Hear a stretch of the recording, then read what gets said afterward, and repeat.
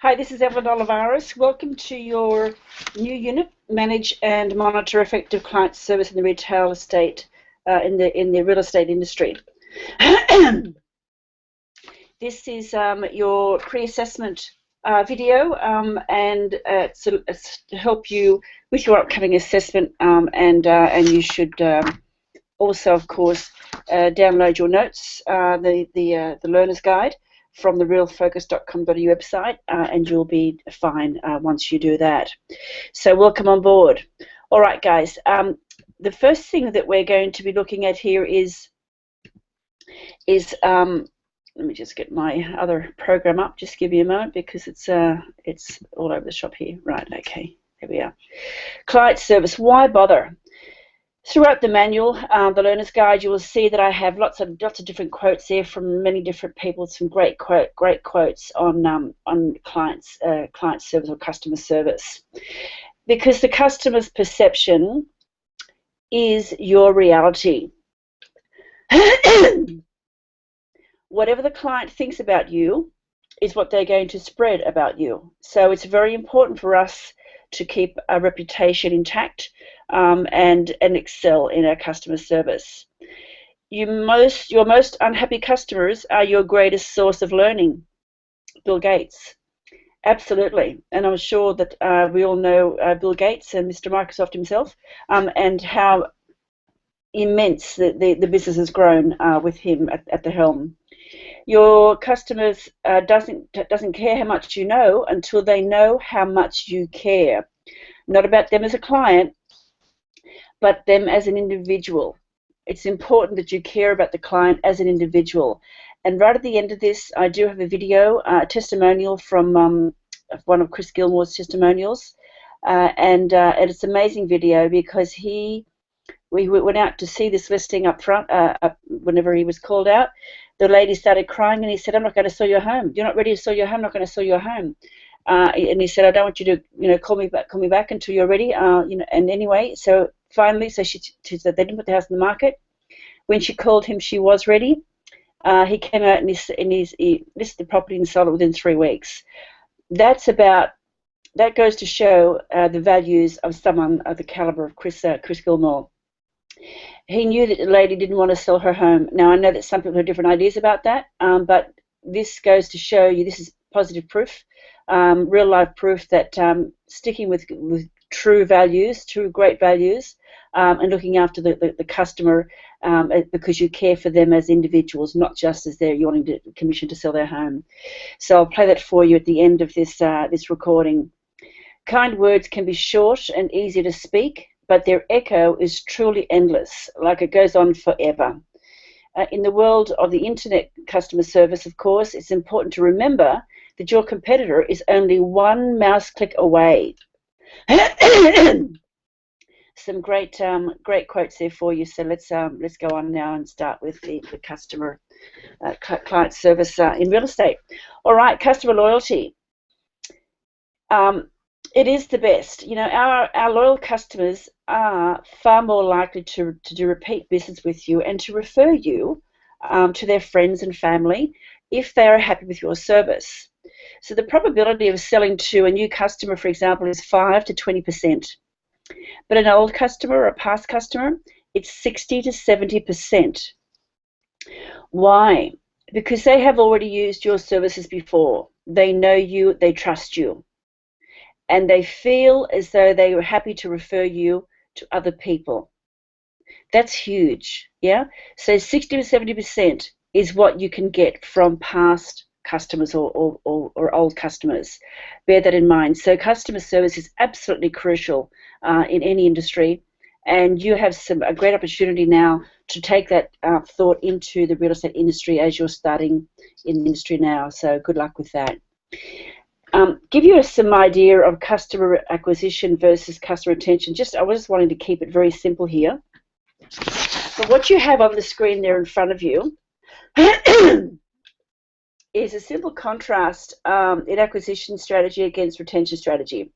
Suppose you allocate $235 in total to a marketing budget, of which $210 was allocated to acquire 6 new customers. at $35 each, which is $210. At the same time, you spent $25 to retain 5 current customers at $5 each, which is $25. So the total cost to you on that will be $235, and your total customers are going to be 11. Let's look at the other side, the retention side. If you reallocated that marketing budget as follows, if you were to put your money into acquiring only 3 new customers, yeah, at $35, it's $105. And if you use the rest of the money, it's $130 remaining to retain 26 customers.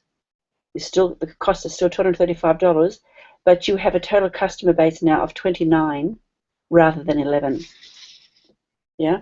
So I hope that that very easy, simple a comparison there gives you the message loud and clear of how important it is to retain your customers, your referral business. There is the Pareto principle. Of course, if you've been in my class before, you would have heard me say this, and if you've been in other management training, you would have heard this also. The Pareto principle is known as the 80-20 rule, developed way back in the day by an Italian economist. And the original rule was 80% of wealth was owned by 20% of the population. It's been found since that the rule applies to almost every area of our life. So 80% of the time is spent on 20% of the tasks. And 80% of our sales revenue is made by only 20% of your salespeople. Interesting, isn't it? 20% of your clothes are worn 80% of the time. Very interesting. Bear that one in mind whenever you're working through your business planning and your client services. So let's look now at some client loyalty strategies. And of course, at the bottom of the screen there you can see the Learner's Guide, page 6, for this question. So the client loyalty strategies there are client reward schemes, cross-selling, formal written letters of thanks, written notes of thanks, online activities, newsletters, phone calls, promotional items, and upselling, and touching base multiple times. So a lot of that speaks for itself. If you've been in business before, you'll understand it. Client reward schemes, it might include things like, you might give your clients, if they bring in referral business, or if, you might refer that you might give them two free movie tickets. When I was in the business selling and managing real estate, I would give my tenants, if I was selling the property, give my tenants a voucher on a Saturday morning to go across the road and have a cup of coffee and biscuit on me at the Carley Court shopping centre. So that's the sort of thing we're referring to there. Cross-selling is simply things like selling other parts of the business. So if you're in sales and you sell a property to an investor, you can refer it over to the property management department and hopefully win the management of that property as well. Formal written letters of thanks speaks for itself. A handwritten note speaks for itself. Online activities, we're going to talk much about that later on in this particular video recording. So we're going to talk about social media in that area and what you can do there in online activities. Newsletters, phone calls, all that kind of thing, guys, is important. But so if that question comes up, you can choose any one or 3 or 5 of those and add them to the answer sheet. So the best quality strategies are recognition and acknowledgement of appreciation, because you really want to create a memorable customer experience, right? You want your customers to remember you by name, treat you as a celebrity. You have also, number 2 there, is early and exclusive access. Invite your clients to a free information evening and have experts speak on the subject. So it's been done before with accountants and mortgage brokers and things like that. But I'd like to introduce you to maybe life coaching about because in this business in real estate, people, most of our clients, at least half of our clients, because it's 1 in 2 these days, get divorced. So at least half are going through a very, very emotional states and divorce. So it might be a good opportunity for you to strike up an alliance with someone who is a life coach, like me, for example, and in your information evenings, invite that person along and invite your clients who might be going through that very stressful state. Pro-social incentives also discover what they really want. It's important to discover what they really want. They won't always tell you that up front. Needs a great deal of rapport before they give that information up to you. So I call that present state. Where are they right now? And what do they ultimately want? What's their desired state? Look to add value and to help them get where they want to be. So expand your strategic alliances here with other professionals. Have information evenings. Have other experts come in to join you on the evening. And maybe you can give them helpful articles or refer them to give them free subscriber membership to your website where they get articles and blogs, or even give them an ebook. So there are 3 of the best strategies, and I got that information there primarily. It's been edited a little bit, but from a guy called Andy Haynes, and he writes for Fresh Books. So interesting, and I love those 3 strategies there. So I just want to give you for a moment a phone script on an offer for an appointment. And this is what you're wanting to do these days. Is not just ring up and ask, and some people still do it, and it's a mouth. I'm amazed at what some agents do. Ring up and just ask, do you want to sell your home? This is a script that was given by Glenn Twiddle. And I think it's an interesting script, and you're welcome to use it and make some changes if you like, and so it suits you best. But let's say you pick up the phone and you ask, can you speak to the person who owns the property, Mrs. McPherson or Mrs. Olivares, or whoever it is that because of course you would have the information from RP Data or Red Square. You know what the owner's name is, and so you'll use that name whenever you make the phone call, making sure, of course, they aren't on the do not call list, which is very important.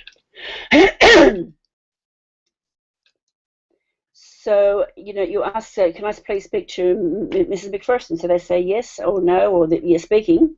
Hi, this is Evelyn. And has my name been mentioned to you recently? I'm not sure if my name rings a bell for you. No, it doesn't. Okay, no problem.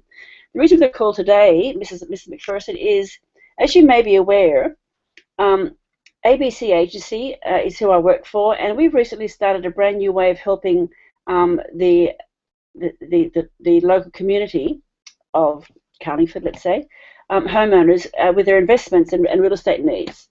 And what we're offering is an introduction, completely free for you, a membership to our Inner Circle membership, where you can, among other things, and in here you insert your best deal.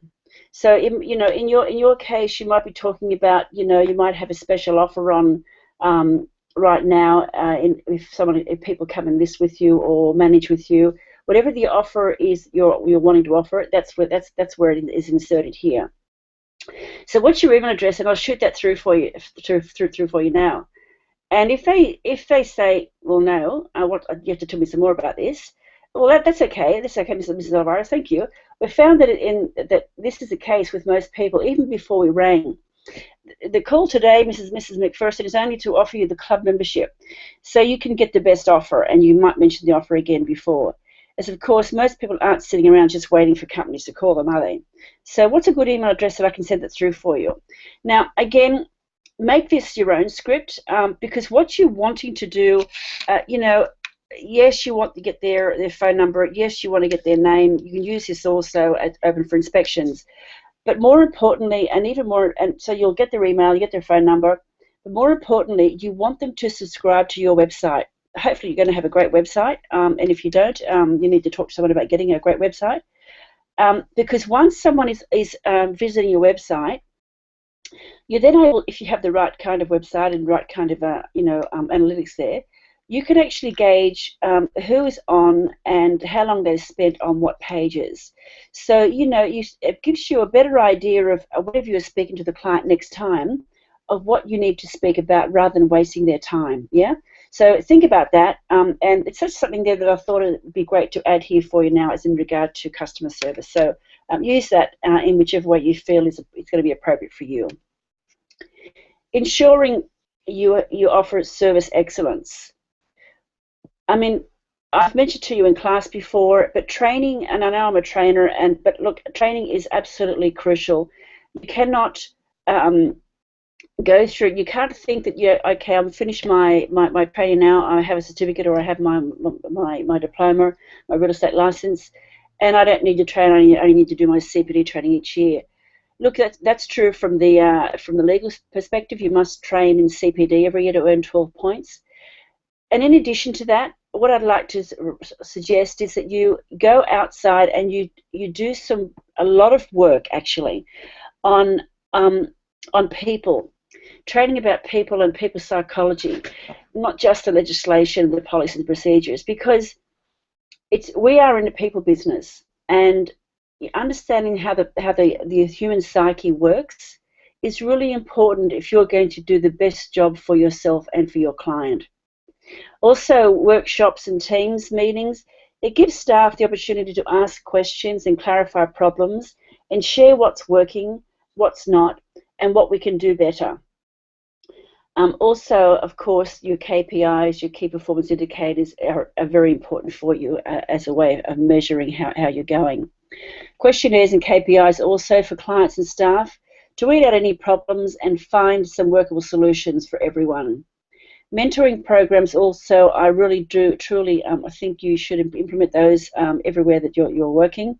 Use incentives and awards, introducing a business units for structure and healthy competition. There is a lot of competition in real estate in your own office that you're working in. It's been my experience in the industry. Hopefully you'll be the kind of leader that will use the mentoring as a positive rather than a negative in the industry. So the last thing you want to have is feeling like the person beside you is your absolutely biggest competitor when you work for the same office. What you want to be having in that environment is more a supportive environment rather than being it can be a healthy competitive environment, but a very supportive environment as well. So training and professional development. Some of the things I referred to in the last slide about your training, it's important. I mean, some of the things that I offer here, of course, you've all known me now, and you know how the kind of work that I produce in class and outside of class if you've been to my CPD training. But some of the other things that I have on offer at Real Focus is the art of influence and leadership. I do a lot of leadership training, which I think is very important in real estate business. The power of negotiation. Without negotiation, you don't have a business, as far as I'm concerned. Negotiation and marketing, really, there is nothing more important than those two in this business. Resilience and managing change. Resilience is something we all, as salespeople in particular, need to be trained up on a regular basis, because we get a lot of doors slammed in our face in this business, in sales particularly. And things are always changing, so we need to always keep up with change, what's going on in the industry and outside the industry, in our role, in a sales role, for example, or a management role. Developing teams and leaders is an important thing, training as well, which is also an adjunct to the art of influence and leadership. 7 secrets to sales negotiation, creative marketing, and sales mastery. My most recent professional development training for real estate agents. So you know how to find me on the website. So if you'd like to talk to me some more about that training, please do. But this is the kind of training that I truly believe, whether you come to me, whether you go somewhere else, it really is. The important thing is that you do get training in leadership, in people psychology, and in negotiation, particularly sales negotiation. And if you're in a role where you do have access to marketing, you must get some marketing training. Don't just depend on your support staff to do it for you. Yes, they can do all of the legwork, but you need to have a clear understanding of what it is you're actually looking for and what's going to serve you best. So the power of social media. Social media is very powerful, and there are two mediums here. We've got social, we've got media. So social is being able to connect, socialize, share, and influence others. The media is the online platform that facilitates that connection and communication.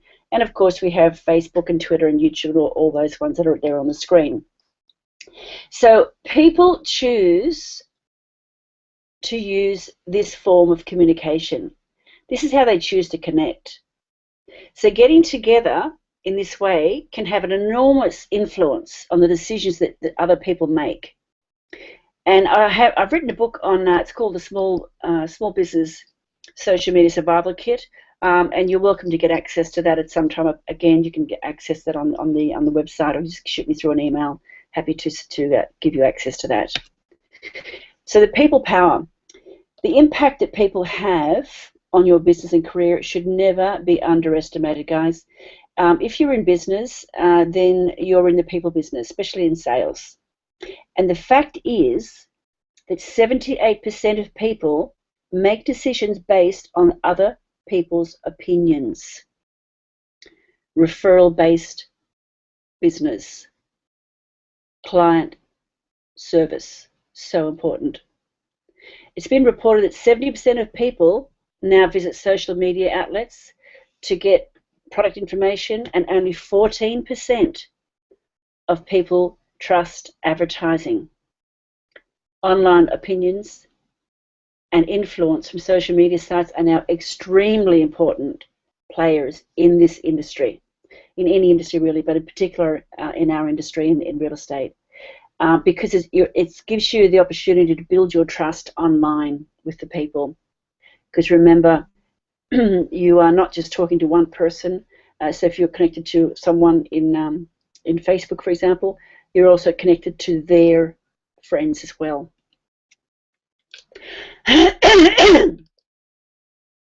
Social media in real estate. This is not in your learner's guide, people, but I need you to make a note of this information because it is going to come up in your questions. So here it is here. Social media in real estate, the power of improved visibility.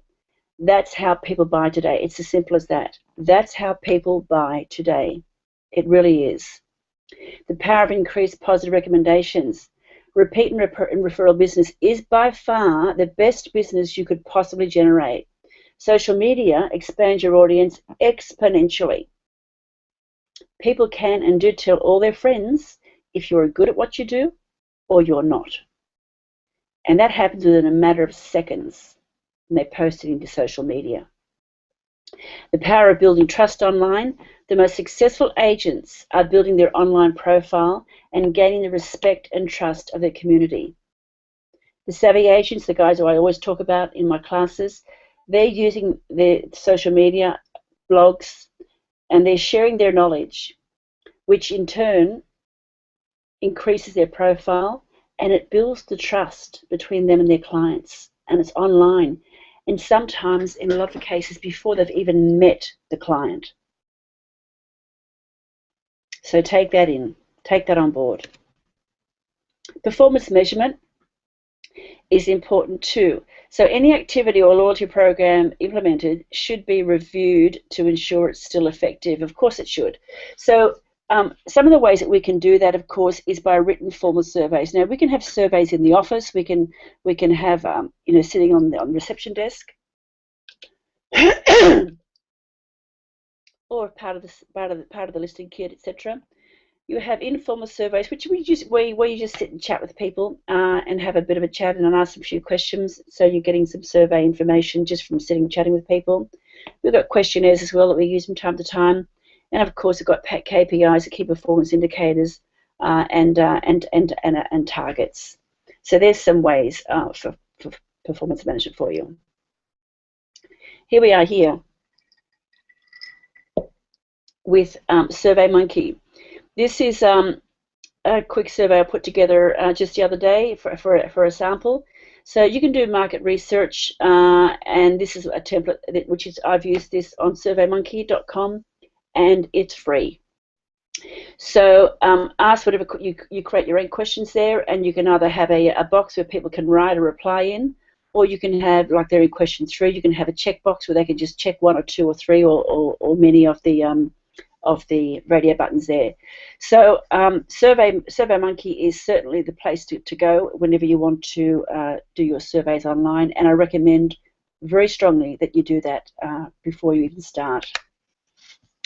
Another way, of course, of monitoring our sales KPIs, we've covered this in class before, so I won't spend too much time here, but we need to know where we are currently, where we were previously, and what the difference is. What's the bridge? What's the gap? So if things have changed and changed in the negative, we need to know why things have dropped, why things have changed in the negative. Having said that, when things are improving and you are increasing, whatever, and it's all good, it's also a good idea to know why. So you want to know why you're not doing things so well, but you also want to know why you are doing it so well, so that you can keep doing it, yeah, and sharing information. Here's another one for marketing.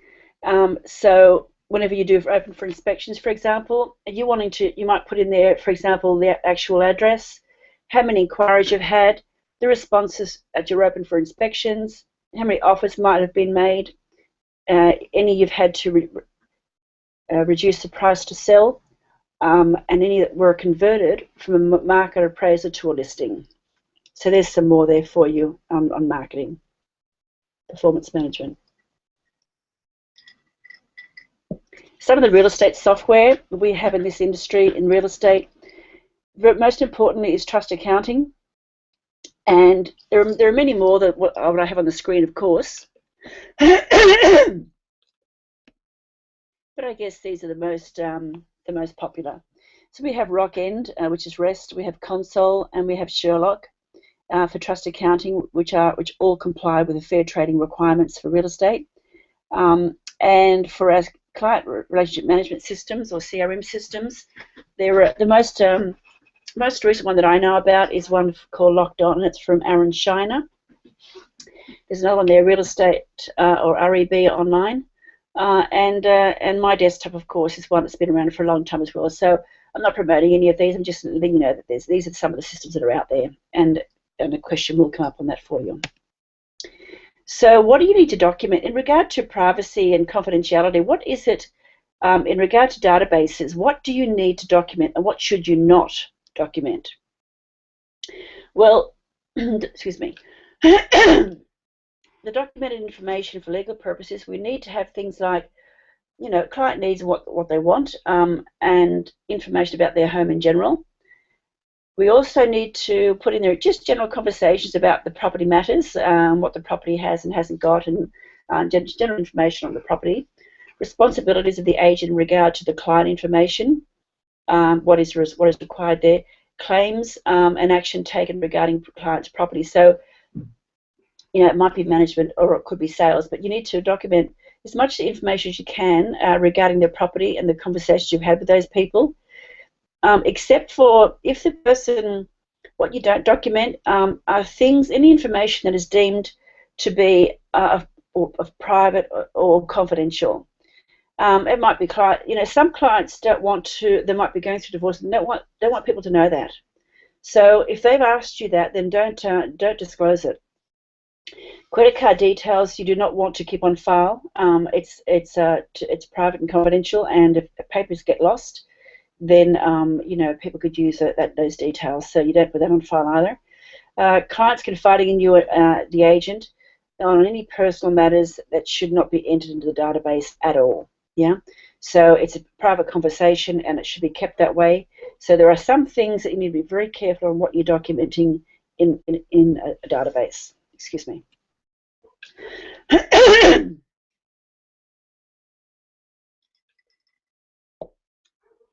So what are the legal and ethical problems for agents? We need to be very careful at giving advice that we're not qualified to give. We do talk about capital gain and things like that in real estate, but we're not unless you have a broker's license, you're not qualified as a real estate agent to give the information out.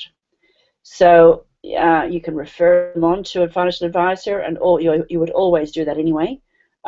So if you give advice and they take it as if they take action on that, and of course they lose money from that, then you can be held liable, as an agent for that. So be very careful not to give out any financial advice, because we are not qualified as a real estate agent to do that. You must have a broker's license. Revealing information that you've found out in your interactions with clients that could be private and confidential. So if you do share information that is private and confidential, again, you'll be sued, quite rightly, because you're not, people, whenever we strike up a contract with someone, a listing agreement or a management agreement, they can assume that they can trust us. It's just part of, it's just implied, and so you can't give away that information. Withholding information, also material fact, which we've discussed in class quite often, in regard to is there anything about this property that I need to know, that if it was known by a potential purchaser would stop them from proceeding. Murder, suicide, a house was a brothel, might have been a drug house, things like that. Very important. We've discussed it all before. Legalities involving client preferences, which may not be legal. So sometimes, particularly in property management, some of your clients might say to you that they don't want a particular race or culture living in their investment property. That's illegal. That's discrimination, and we are not allowed by law to do that. It's your obligation to inform your landlord that they are asking you to break the law, and you can't do that. That you will take any inquiry that comes through. Of course, the final decision is made by the owner, by the landlord, but you will take any client who's interested to go through the property. You must do that. That's your legal obligation. So be very careful what you do there. Clients can get you into all sorts of trouble if you abide by those kind of rules, because you are breaking the law. So again, in regard to feedback, you can do as many surveys as you like in the SurveyMonkey. SurveyMonkey, I think, is probably the best. There's another one called also MailChimp, which is also, I haven't used that one, but I have been referred to it as well. So what happens then once you get that feedback? Well, you need to collect the information and collate it into certain piles. Discuss the information or your findings and the experiences that you've had along the way as to why the customers are satisfied or not satisfied in any particular area. In particular, what areas are of concern to the customer's dissatisfaction, because we need to address those quite quickly. And of course, create a plan and timeline to rectify and implement those noted problems. So a lot of people, amazingly enough, do feedback surveys and then don't do anything with it. It's just they just go through the exercise. What a waste of time. So don't be one of those people. Make sure that you do get the information and do something with it, something useful, something resourceful with it. Okay, so here we go. I'm going to try this excuse me, this sharing a video again. I think one of the first things I need to do is actually share it on screen. So I'm going to go in there first. I'm going to pull it up on the screen and say start the screen, and I'm going to play it now, and hopefully you'll hear it. So here we go, a client testimonial for life.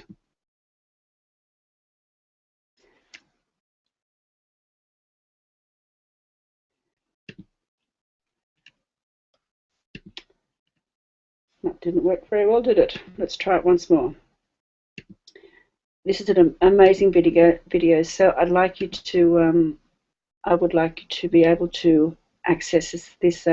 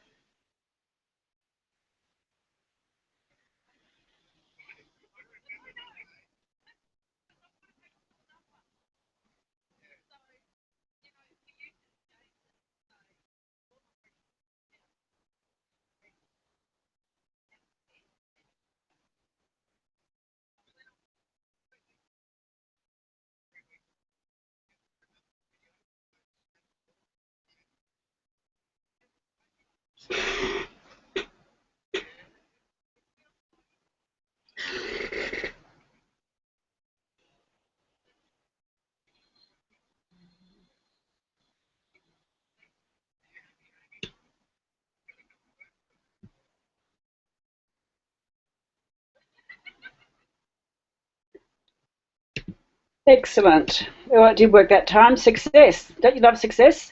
Okay. So, guys, thank you so much for hanging out with me again here this afternoon or this evening, whichever it is, whatever it is for you. I truly wish you well in your final assessment. This is the last with me, and we're finishing up, of course, in a couple of weeks' time. So, good luck with it, and I look forward to seeing you again next time around. Ciao for now.